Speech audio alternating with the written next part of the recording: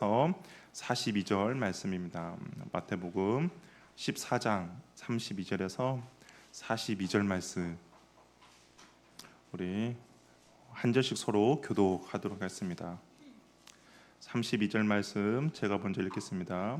그들이 겟세마네라 하는 곳에 이르매 예수께서 제자들에게 이르시되 내가 기도할 동안에 너희는 여기 앉아 있으라 하시고 베드로와 야고보와 요한을 데리고 가실새 심히 놀라시며 슬퍼하사 말씀하시되 내 마음이 심히 고민하여 죽게 되었으니 너희는 여기 머물러 깨어 있으라 하시고 좀 나아가사 땅에 엎드려 될 수 있는 대로 이때는 자기에서 지나가기를 구하여 이르시되 아빠 아버지여 아버지께는 모든 것이 가능하오니 이 잔을 내게서 옮기소서 그러나 나의 원대로 마시옵고 아버지 원대로 하옵소서 하시고 돌아오사 제자들이 자는 것을 보시고 베드로에게 말씀하시되 시몬아 자느냐 네가 한 시간도 깨어 있을 수 없더냐 시험이 들지 않게 깨어 있어 기도하라 마음의 원이로되 육신이 약하도다 하시고 다시 나아가 동일한 말씀으로 기도하시고 다시 오사 보신즉 그들이 자니 이는 그들의 눈이 심히 피곤함이라 그들이 예수께 무엇으로 대답할 줄을 알지 못하더라.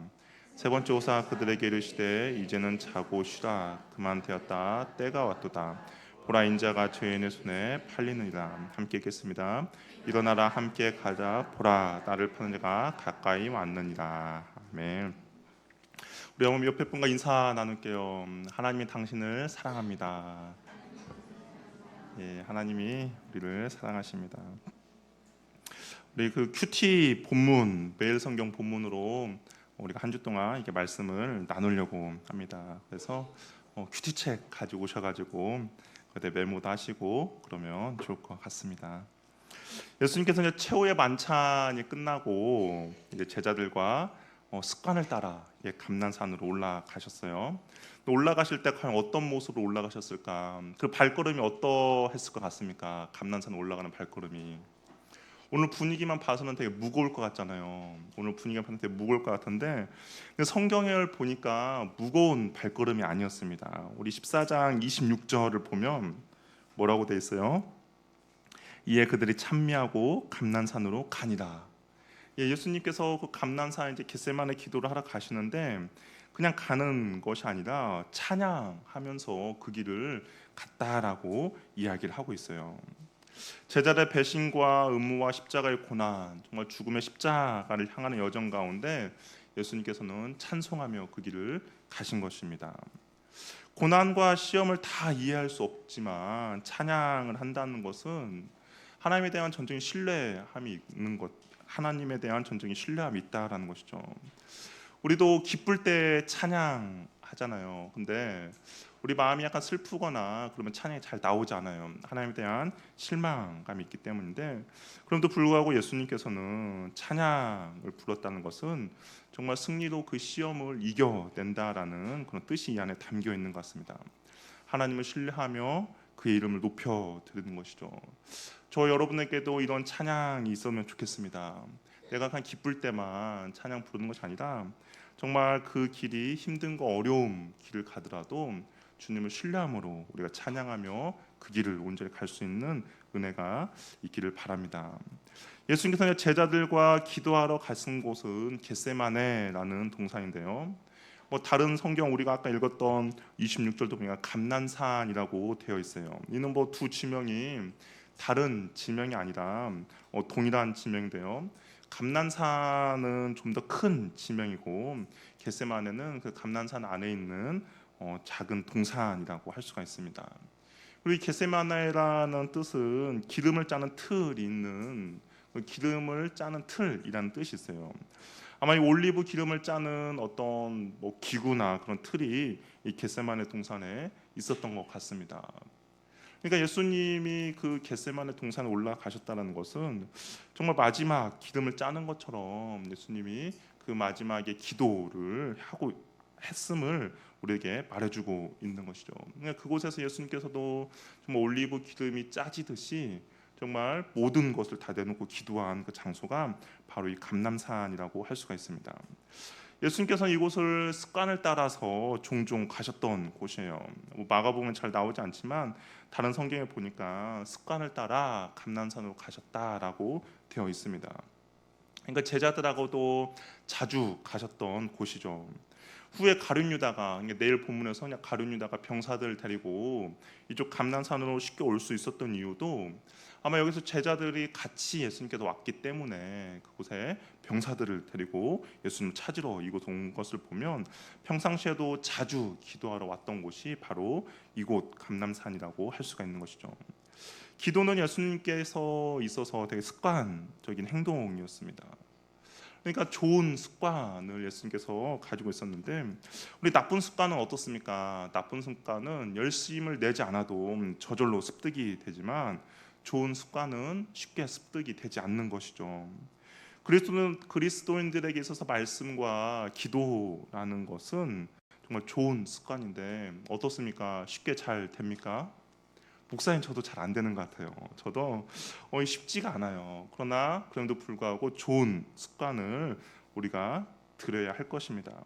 말씀과 기도하는 습관을 우리가 잘 들여야만이 우리가 주님의 길을 온전히 따라갈 수 있고 또한 바른 신앙의 길을 걸어갈 수가 있다라는 겁니다. 이러한 습관이 있느냐 없느냐에 따라서 우리의 삶 속에서 승리하느냐 실패하느냐가 결정이 되는 것이죠. 오늘 제자들이 결국에는 기도의 자리에서 실패하거든요. 단순히 그냥 기도의 자리에서만 실패한 것이 아니라 앞으로 쭉 보겠지만 그들의 삶에서 겟세마네 동산의 밖에서도 계속적으로 실패하게 됩니다. 그러니까 기도의 실패가 그냥 겟세마네 동산에서만 실패가 아니라 계속적으로 실패하는 제자들의 모습을 보게 된다는 것이죠. 무서워서 다 도망갔고요. 무서워서 예수님을 저주하며 부인하게 됩니다. 왜 이런 결과가 나왔느냐? 기도의 자리에서 실패했기 때문인 것이죠. 기도의 실패는 결국에는 사역의 실패이고 그들의 삶의 실패라는 결론을 가져오게 됩니다. 그렇기 때문에 우리는 꼭 기도와 말씀의 습관을 잘 만드시길 바랍니다. 기도와 말씀의 습관은 우리의 삶의 우선순위로 정한다면, 그것을 우리가 습관을 들인다면 그것이 그리 어려운 일은 되지 않을 것입니다. 그런데 우리가 기도의 말씀의 습관을 차차선으로 두다 보니까 당연히 우선순위에 밀리다 보니까 우리의 관심 밖으로 나아가게 되고 까먹게 되고 그리고 그냥 지나치게 되는 것이죠. 우리가 좋은 습관을 들여서 정말 날마다 승리하는 그런 은혜가 있기를 바랍니다. 한 주 동안 우리가 이제 기도하고 말씀 듣고 있잖아요. 그럼 이 습관을 잘 이어가시길 바라요. 일주일만 하고 1년을 버티시지 마시고 1년에 계속 좋은 습관을 가져가 간다면 정말 2024년이 우리의 삶에서 승리의 삶이 만들어질 겁니다. 그러한 승리의 삶을 우리가 오늘부터 잘 만드시길 바라요. 예수님께서 이제 베드로와 야고보와 요한을 데리고 세 제자들 데리고 감난산에 갔습니다. 34절 우리 같이 한번 읽어볼까요? 같이 한번 읽어보겠습니다. 시작.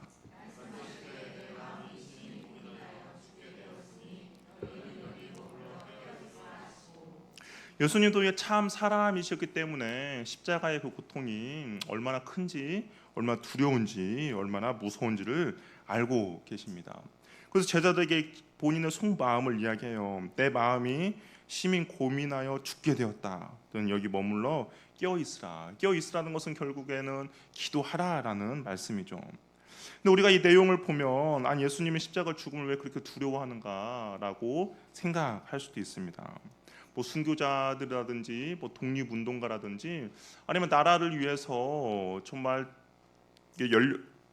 전사하는 그런 사람들을 보도 죽음에 대해서 이거 두려워하지 않는데 아니 예수님께서 왜 이 십자가 죽음에 대해서 두려워하는가라고 생각할 수도 있겠지만 이것은 단순히 그냥 육체적인 죽음을 말하는 것은 아니다라는 것이죠. 예수님께서 이 두려워하고 무서워하는 것은 단순히 육체적인 죽음이 아니라 무엇입니까? 인류의 죄에 대한 하나님의 그 심판, 하나님의 진노의 잔, 이것이 두려워하시는 것이죠. 죄가 없으신 분이 죄로 인하여서 고난을 당하십니다. 그리고 그로 인하여서 하나님과 관계가 끊어지는 거죠. 항상 함께 하셨는데 절대로 떨어진 적이 없으셨는데 떨어지게 되는 것이고 하나님과의 관계가 끊어지게 되는 것이고 하나님과의 분리되는 겁니다. 하나님부터 버림을 당하는 것이고 하나님으로부터 외면을 당한 것이죠. 한 번도 경험하지 못한 그 하나님의 거절감, 하나님에 대한 외면함이 예수님께서는 정말 죽을 만큼 그런 고통과 고민이 된다라는 겁니다. 그래서 절규하시면서 나아가는 것이죠. 우리 아이들이 부모와 떨어질 때도 마찬가지죠. 우리 이제 제 막내가 이제 어린이집을 갑니다. 어린이집을 가는데 어떨까요? 어린이집 갈 때 이게 빠이빠이 하면 잘 헤어질까요? 안 헤어져요. 아이들도 이거 엄마와 그냥 몇 시간 헤어지는 것도 잘 안 헤어지려고 웁니다. 어떤 아이는 하루 종일 울었다고 하더라고요. 근데 우리 애는 뭐 형들 있어서 그런지 좀 강해서 그런지 뭐 한 30분 울다 말았는데 어떤 애는 하루 종일 울었다라고요. 부모와 떨어지는 것도 아이들에게 있어서 불안함을 주는 건데 하물며 한 번도 떨어진 적이 없는 하나님과 예수님 관계 가운데 예수님께서 얼마나 두려움과 고통과 슬픔을 당하는지 우리가 알 수 있다는 것이죠. 그래서 예수님께서는 이제 돌 던진 만큼 정말 옆에 가서 무릎을 꿇고 기도하셨습니다. 머리를 땅에 대고 엎드려 기도했다라고 되어 있죠. 그만큼 절박했고 그만큼 간절했습니다. 왜냐하면 유대인들은 보통 기도할 때 이렇게 땅에 엎드려 기도하지 않아요. 유대인들은 하늘 향해서 두 손을 들고 일반적으로 기도합니다. 근데 예수님께서 땅에 엎드려서 기도했다는 것은 그만큼 절박함이 있었다라는 것이죠. 이 잔을 나에게 지나가기를 원하셨던 겁니다. 하나님과 단절을 예수님께서는 거부하고 싶었어요. 그런데 하나님의 원함은 무엇이었습니까? 하나님께서 원하시는 것은 예수님께서 이 진노의 잔을 받는 것을 원했죠. 대속의 십자가의 제물로 예수님께서 드려지는 것을 원하셨습니다. 이것이 하나님의 원함인 거죠. 말도 안 되는 것이며 이해도 되지 않는 상황임에도 불구하고 예수님은 하나님의 그 원함을 아셨기 때문에 자신의 뜻을 감추시고 아버지의 원대로 되기를 기도하고 있다라는 겁니다. 기도의 시작은 처음에는 나의 원함을 가지고 우리가 하나님께 기도하며 나아갈 수 있어요. 그러나 결국에는 나의 원함이 아니라 하나님의 원함을 이루는 것이 올바른 기도라는 것이죠. 기도하면서 계속적으로 나의 뜻만 하나님께 관철시킬 수는 없습니다. 나의 간청만 하나님께 계속적으로 원하는 기도가 한다면 그것은 아마 다른 종교들 뭐 심지어는 무당에게도 나의 소원만 빌면 것과 별반 다를 바가 없다라는 것이죠. 그러나 참된 기도는 무엇이냐? 아버지의 뜻에 복종하는 기도라는 겁니다. 나의 원함만 나의 바램만 하나님께 간절히 기도하는 것이 아니라 기도하면서 하나님의 뜻이 무엇인지를 발견해 가는 것이죠. 그러면서 나의 의지를 꺾고 나의 계획을 꺾고 나의 뜻을 꺾고 하나님의 뜻이 언제 나의 삶 가운데 이루어지기를 바라는 것이 바로 올바른 기도라는 겁니다. 기도는 내가 무엇을 얻느냐가 아니라 무엇을 배웠느냐라는 것이죠. 하나님을 알아가는 과정이고요. 기도를 통해서 하나님이 어떤 분이신지를 알아가고 하나님의 뜻을 발견하는 시간이고 결국에는 그 하나님의 뜻에 순종해 나가는 시간이 바로 올바른 기도의 시간이라는 겁니다. 진정한 기도는 우리가 하나님께 응답하는 거죠. 진정한 기도는 하나님이 나에게 응답해 주는 것이 아니라 내가 하나님의 뜻에 응답하는 것이 진정한 기도의 모습이라는 겁니다. 하나님의 원하심을 받아들이며 하나님의 뜻대로 나아가는 것이라고 할 수 있습니다. 하나님의 뜻에 온전히 복종하는 거예요. 결국 예수님께서도 마찬가지예요. 예수님께서도 이 잔이 나에게서 지나가길 원합니다 라고 했지만 결국에는 그 예수님의 뜻을 꺾고 하나님의 뜻을 받아들이는 것이죠. 그러나 예수님은 이러한 기도 가운데도 정말 간절히 기도했습니다. 대충 기도한 것이 아니에요. 누가복음에 보면 예수님께서는 어떻게 기도했냐면 힘쓰고 애써 더욱 간절히 기도했다라고 이야기하고 있습니다. 그리고 땀이 땅에 떨어지는 핏방울 같이 되었다라고 이야기하고 있어요. 성경에서는 강조할 때 비슷한 표현을 계속적으로 사용하잖아요. 힘쓰고 애써 더욱 간절히 했다는 것은 정말 죽도록 기도했다라는 것이죠. 과연 무엇을 위해서 이렇게 예수님께서 간절히 기도했는가? 하나님의 뜻을 이루기 위해서 간절히 기도했다라는 겁니다. 우리에게도 이런 간절함이 있었으면 좋겠어요. 나의 바람을 위해서 하나님께 간절히 기도하기보다는 좀 하나님의 뜻이 내 삶 가운데 이루어지도록, 좀 하나님의 뜻이 온전히 이루어지도록 이런 간절함의 기도가 저와 여러분의 삶 가운데도 있기를 바랍니다. 그럴 때 하나님이 크고 놀라운 일들을 행하시는 바로 그러한 통로가 저와 여러분이 되기를 바라요. 히브리서 기자는 예수님께서 어떻게 기도했는지를 또 자세하게 표현하고 있는데요. 히브리서 5장 7절 말씀을 같이 한번 읽어볼게요. 히브리서 5장 7절 말씀입니다. 시작.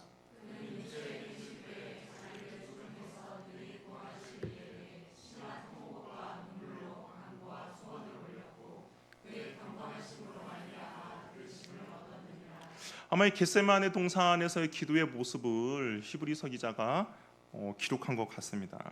뭐라고 기도합니까? 자기를 죽음에서 능히 구하실 이야기에 심한 통곡과 눈물과 간구와 소원을 하나님께 올려드렸다고 이야기를 하죠. 아까 누가가 기록했던 것처럼 힘쓰고 애써 간절히 기도하셨다라는 겁니다. 이러한 힘씀과 애씀 을 통하여서 과연 하나님께서는 어떻게 반응하셨는가? 그래 너는 그냥 기도해라. 나는 너의 기도를 들을게라고 하나님께서 반응하셨는가? 마가복음에는 정확히 그 표현이 나오진 않아요. 하나님의 반응이 나오진 않습니다. 그런데 우리가 누가복음을 보니까 하나님의 반응이 나오거든요. 예수님의 그 힘쓰고 애쓰고 간절한 기도 가운데 하나님께서 어떻게 반응하셨는가, 어떻게 응답하셨는가? 우리 누가복음 22장 43절 말씀 우리 같이 한번 읽어볼게요. 같이 한번 읽겠습니다. 시작. 하늘부터 예수께 나타나 힘을 더하더라. 천사가 예수께 나타나서 힘을 더하더라라고 이야기를 하고 있습니다. 이게 하나님의 그 예수님의 힘쓰고 애쓰고 간절한 기도 가운데 하나님께서 격려하며 힘을 돋구어 주신 것이죠. 천사가 나타나서 십자가의 길을 잘 갈 수 있도록 기도하는 것을 도왔다라는 겁니다. 이 천사가 성경을 보니까 예수님이 첫 공생애를 시작할 때 정말 40일 금식 기도할 때 천사가 나타나서 예수님을 도왔습니다. 근데 또한 예수님께서 십자가 길을 갈 때 이 또 천사가 나타나서 예수님을 돕는 것이죠. 천사가 나타나는 것은 예수님의 드린 기도의 응답이라는 것이죠. 개인적으로 죽음의 고난의 잔이 옮겨지길 원했지만 그래도 아버지의 뜻대로 순종하고자 했을 때 하나님께서는 천사를 보내심으로써 예수님께서 그 길을 끝까지 갈 수 있도록 감당할 수 있도록 자신의 뜻을 보여주신 것입니다.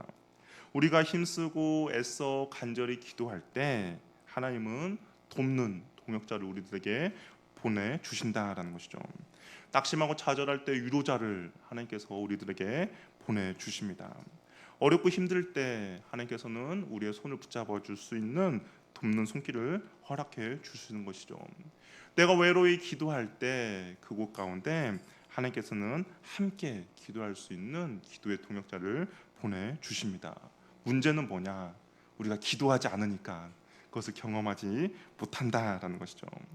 우리가 정말 주님 앞에 힘쓰고 애쓰고 간절히 기도하시길 바랍니다. 그러면 하나님께서 그 기도를 온전히 잘 이룰 수 있도록 우리들에게 돕는 손길들, 위로자들, 또한 나와 함께 기도할 수 있는 기도의 동역자들을 보내주실 것입니다.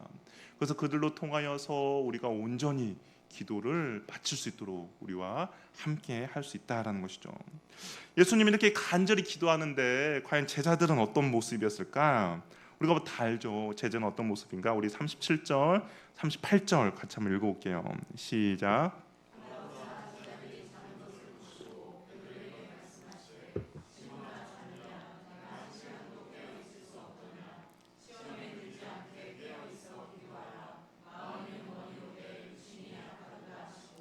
우리가 좋아하는 말씀이 이 안에 있어요. 그렇죠? 마음에는 원이로 돼 육신 약하다. 우리가 이거 종종 쓰는 말인데, 근데 가만히 보면 이건 예수님이 하신 말이거든요. 우리가 이게 할 말이 아닌데 우리는 이게 종종 이런 말을 자주 합니다. 근데 보니까 제자들이 자고 있어요. 예수님께서 너무 답답하니까 한 시간도 깨울 수 없더냐라고 이야기를 하고 있습니다. 예수님께서 분명히 멀리 떨어진 곳에서 기도하지 않았을 거예요. 뭐 다른 성경 보니까 돌을 던진 만큼에 있는 곳에서 기도했으니까 뭐 바로 옆에서 기도했겠죠. 근데 예수님이 뭐 이렇게 조용히 기도하지 않았잖아요. 우리 히브리서도 보는 것처럼 정말 심한 통곡과 눈물로 간구와 소원을 올렸다라고 그렇게 기도했는데 제자들은 여전히 그냥 자고 있습니다. 뭐 전혀 다 신경을 쓰지 않아요. 제자들이 가고자 하는 길과 예수님이 가고자 하는 길이 다르기 때문에 관심 바뀝니다. 예수님은 십자가의 길을 가고 있죠. 그 길을 걷고 있는데 제자들은 어느 길을 걷고 있을까요? 높은 자리에 누가 올라갈 것인가? 누가 좋은 자리에 앉을 것인가? 누가 더 크냐라는 세상의 길을 걷고 있다라는 것이죠. 그러다 보니까 무슨 일이 일어나는지 전혀 관심을 갖고 있지 않습니다. 세속적인 생각으로 가득 차 있기 때문에 예수님과 전혀 다른 길을 가고 있고 예수님의 뜻이 무엇인지도 전혀 분별하지 못하고 있다라는 것이죠. 우리 안에 과연 내가 어디를 바라보고 있느냐, 내 마음 가운데 무엇이 채워져 있느냐, 내가 과연 어떻게 가고 있느냐가 예수님과 다른 길을 가고 있는지 같은 길을 가고 있는지 우리는 알 수 있다라는 겁니다. 예수님과 우리가 같은 십자가의 길을 간다면 우리가 깨어서 기도하겠죠. 예수님과 그 길을 가도록 자기 부인을 하면서 정말 좁은 길로 갈 것입니다. 그러나 예수님과 전혀 상관이 없다면 나는 넓은 길을 갈 것이고 나는 자기 부인이 아니라 내 몸이 원하는 대로 나는 그렇게 나아갈 것입니다. 저 여러분들은 주님의 관심이 나의 관심과 함께 일치하는 은혜가 있기를 바랍니다. 그래야 우리가 기도하고 그래야 주님의 길을 온전히 따라갈 수가 있는 것이죠. 예수님께서는 제자들에게 시험에 들지 않게 기도하라라고 이야기를 하고 있어요. 이 시험은 뭐 예수님이 주시는 시험이 아니죠. 마귀가 주는 시험입니다. 우리가 흔히 말해서 유혹이라고 하는데요. 예수님이 이게 시험과 유혹이라고 말씀하신 이유는 이제 곧 있으면 정말 사단이 밀 까부르듯이 제자들을 이렇게 그들을 시험에 들게 할 겁니다. 이제 곧 잡혀가실 것과 십자가에 달리실 것을 예수님이 미리 이야기하셨는데 이 이후에 정말 이들이 시험에 들어서 낙심하지 않고 절망하지 않고 좌절하지 않도록 이겨낼 수 있도록 일어나서 기도하라라고 이야기를 하고 있는 것이죠. 유혹과 시험은 우리의 삶에서 이 모양 저 모양으로 나타납니다. 문제는 유혹을 받는 것이 문제가 아니라 우리가 유혹에 빠지는 것이 문제가 되는 것이죠. 시험에 든다라는 것은 영향권 안에 들어간다라는 말이에요. 그러니까 우리가 시험에 사단의 유혹에 빠지면 죄의 영향권 안에 들어가겠죠. 제자들 유혹에 빠져서 마음의 상태가 낙심하거나 절망하게 되면 이 제자들이 아마 가룟 유다처럼 자신이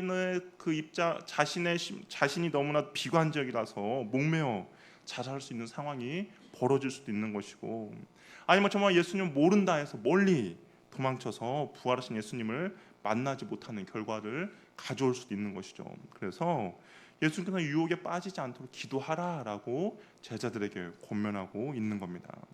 그러면서 제자들에게 뭐라고 말해요? 마음에는 원이로되 육신이 약하도다라고 이야기를 하고 있어요. 마음으로는 기도를 하고 싶어하는 제자들 마음이 있다라는 거예요. 그런데 결국 몸이 따르지 않는다라는 것이죠. 마음의 원함보다 결국엔 제자는 마음의 원함보다 무엇을 따랐어요? 몸을 따랐다라는 것이죠.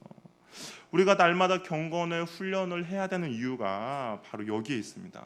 이 몸과 마음이 일치하기 위함인 것이죠.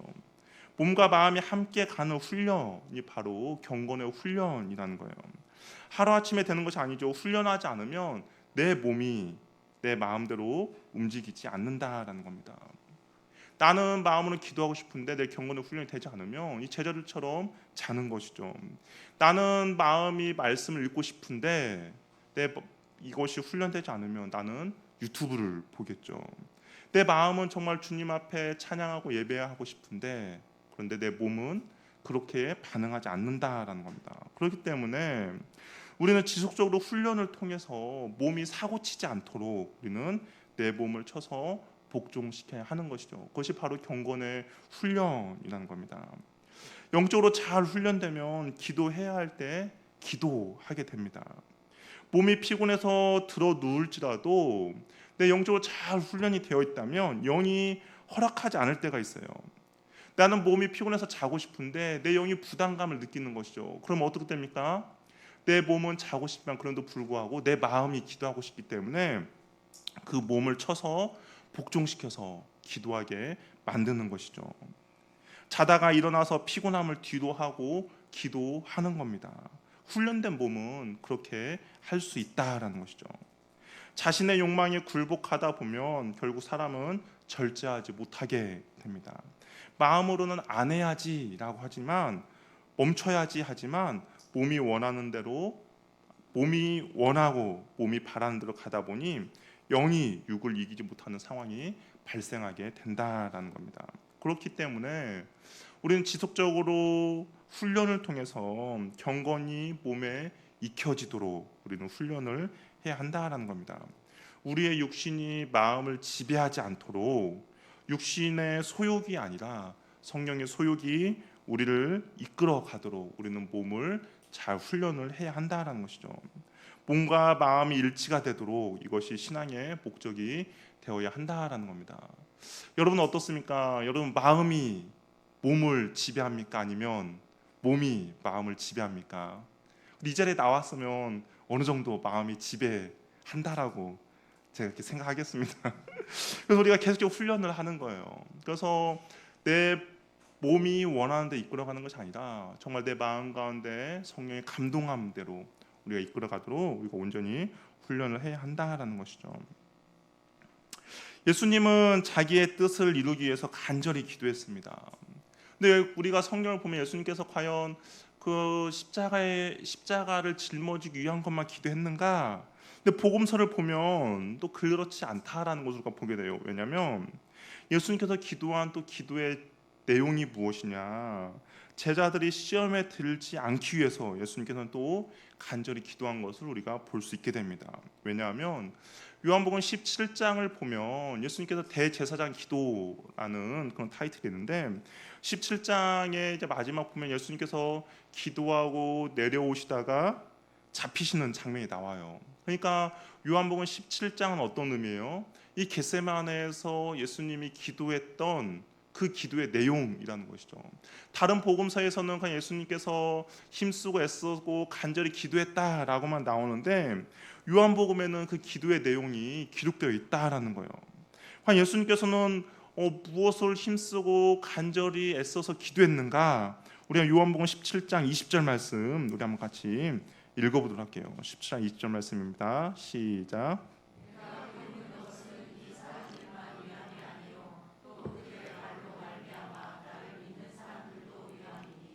예수님께서 1절부터 쭉 기도했습니다. 그러면서 이렇게 기도하는 거죠. 내가 기도하는 것은 이 제자들만 위한 것이 아니라 무엇이에요?